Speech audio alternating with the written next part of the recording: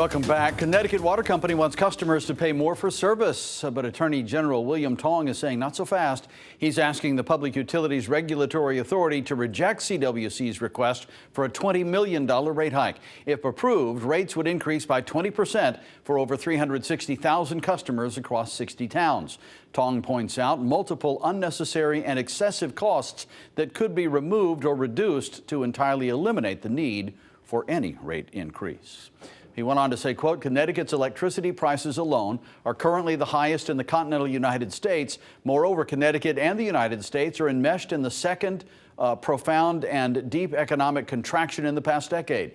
Unemployment in the state remains well over 8%, higher than the national average. Connecticut consumers, especially those on fixed or limited incomes, are simply unable to absorb any further increases in their cost of living.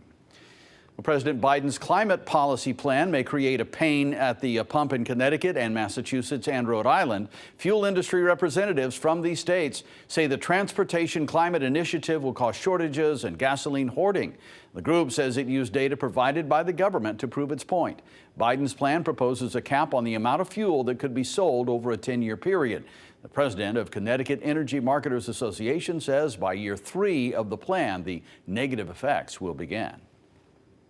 It is unconscionable to think that lawmakers would vote for legislation that is specifically designed to limit the amount of fuel that can be sold to the public.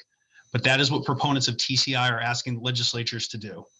EIA data tells us clearly that stricter fuel economy standards in the future and a migration to electric vehicles will not keep up with TCI's planned reduction in the amount of fuel that we will need to ensure that every car and truck in our states will be able to fill up.